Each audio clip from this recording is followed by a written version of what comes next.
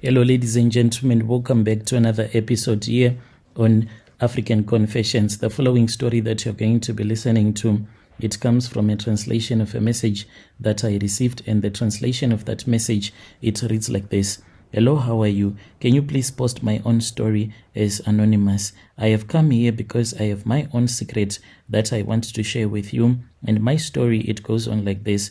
So my father is a pastor, and you won't even believe that I ended up doing all of these rituals because my father, he used to take me even up to Nigeria when the prophet T.B. Joshua was still alive. And each and every time that we would go there to Nigeria, my father would be busy praying so much that he would not even focus on what I will be doing. So I would go around the city because we used to stay in this other guest house, and my father and my mother would be busy praying at the church non-stop.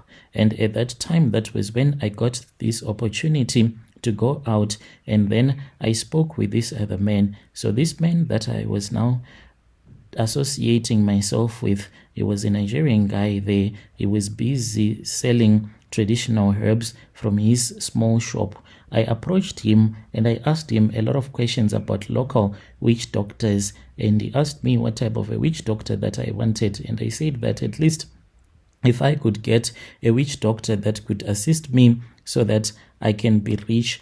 That is the reason as to why I was always falsely accompanying my father to Nigeria, him believing that I really wanted to worship the Lord as much as he was doing with my mother and my other sibling. But I had my own mission because I never liked Christianity. I hated this thing of praying, fasting non-stop. I just wanted quick cash. I wanted something that will just give me money as quickly as possible. The man then told me that he had a brother who could assist me in those money-making rituals. He asked me if I had the money, and I told him yes, I had the money. These people, they ended up robbing me. They gave me fake charms that never assisted me anyway. But by the grace of the Lord, there was this other woman who was staying at the same guest house. She had also traveled from Uganda. She was confessing that she had some charms that she had, and those charms, she had been using them in her business. She was part of an occultic group. But the problem that had brought this woman to the man of God, it was because she was now losing her kids, and she wanted this to stop. She was willing to throw away all of those charms that she was using in each and every ritual, and she was still waiting for the man of God to pray for her. As for me, my father, he used to force me to go and pray there at that church in Nigeria. I never really enjoyed praying, even though I am a pastor's son. When the opportunity came, I spoke with this woman. I was so much interested in her telling everyone that she did not even remember when last she was with a man. So I told her that I was in love with her. She was even shocked, and she said, "Young man, what is wrong with you? Here we are at church. We have come here for our salvation and redemption, and now you want me to fall into sin." But I kept on telling her that I had fallen in love with her. We then met at this other guest house where we slept together. Whilst we were sleeping together, that was when I told this woman that I wanted her to help me with the contacts of the man that was from Uganda that had given her all of these occultic charms, in which she said it is okay. She then spoke with that man and asked if there was any way that we could be helped in Nigeria. So she was given some phone numbers of this traditional healer. We went to that witch doctor, but we had to travel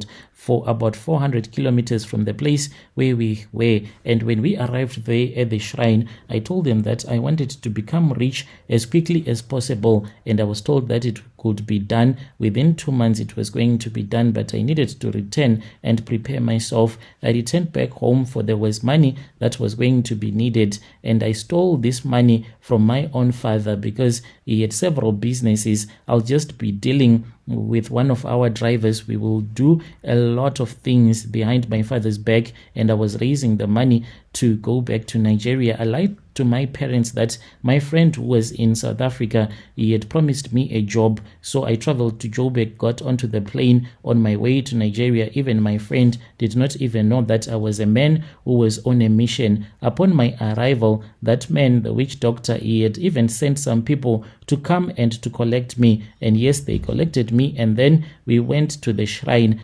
And at that shrine, I was told that I was supposed to die, and then I would be buried for 7 good days. And then after 7 days, that is when I was going to be woken up from the land of the dead. The rituals were done, and I was given a white garment that I was supposed to wrap around myself, and then some charms that I was supposed to insert in between my buttocks. And I was told that these were the charms that were going to help me to when the time will come for me to be raised up from the dead. I did as I had been instructed to do.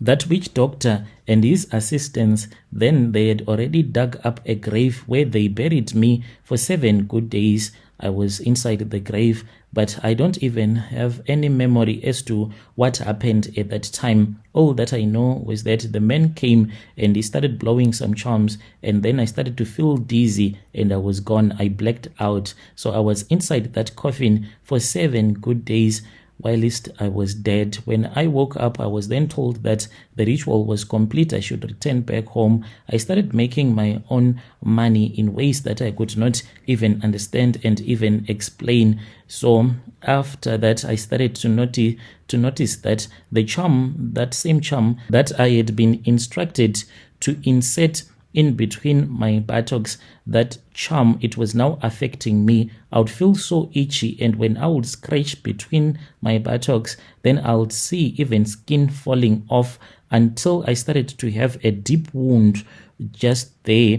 And then sometimes when I would be scratching, I would see that there would be maggots there. Even to this day, that wound, it is not healed. I was told to never to go to the doctors concerning this wound. It is never going to heal, because that is part of the covenant that I had with his shrine. So this is my own story, Brother Nashi. I was also given a small walking stick. As for this walking stick, what I do with it is that when I am with a woman, when she would have fallen asleep after making love to her, then I'll take that small walking stick and I will place it in between her legs on her private parts, such that she won't even understand what will be going on. In time, I have realized that the women that I perform these rituals on, those women, they will end up dying. This is my own story, Brother Nashi. I am a pastor's son, but I did all of these rituals